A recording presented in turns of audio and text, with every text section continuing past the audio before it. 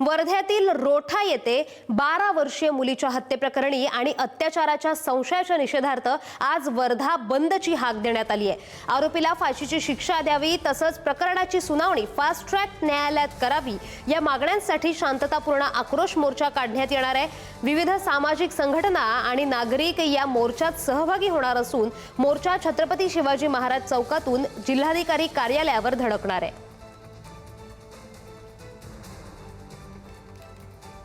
वर्धा जिल्ह्यातील रोठा येथे 12 वर्षीय बालिकेची दगडाने ठेचून हत्या करण्यात आली।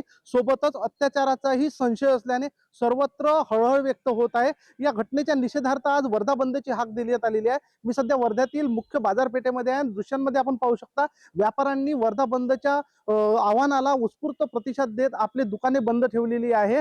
सोबतच एकूणच या घटनेचा सर्वत्र निषेध होत आहे। या घटनेच्या निषेधार्थ आज वर्धा शहरामध्ये मोर्चा सुद्धा निघणार आहे। विविध सामाजिक संघटनांनी एकत्र होत या मोर्चाचं आयोजन करण्यात आलेलं आहे। एकूणच या घटनेचा सर्वत्र निषेध होत असून या घटनेतील आरोपीला फाशीची शिक्षा द्या, फास्ट ट्रॅक कोर्टामध्ये हा खटला चालवा अशा विविध मागण्यांसाठी हा मोर्चा निघणार आहे। एकूणच या संतापजनक घटनेचा वर्धेकरांनी निषेध केला असून समाजमन सुन्न होणारी ही घटना असून वर्धेकरांमध्ये हळहळ व्यक्त होत आहे। या घटनेच्या निषेधार्थ छत्रपती शिवाजी महाराज चौकातून मोर्चा निघणार आहे व नागरिक वर्धेकर आम्ही वर्धेकर या बॅनर खाली निषेध सुद्धा करण्यात येणार आहे। पंकज गादगे, पुढारी न्यूज, वर्धा। भविष्यात अशा प्रकारची कुठल्याही समाजातल्या स्त्रियांवर मुलींवर अशा प्रकारचा अत्याचार होऊ नये याच्यासाठी म्हणून उद्याचा आक्रोश मोर्चा आम्ही वर्धेकर या बॅनर खाली सर्व सामाजिक संघटना सर्व संवेदनशील नागरिकांनी या मोर्चात सहभागी व्हावं आणि प्रशासनाला जाणीव करून द्यावी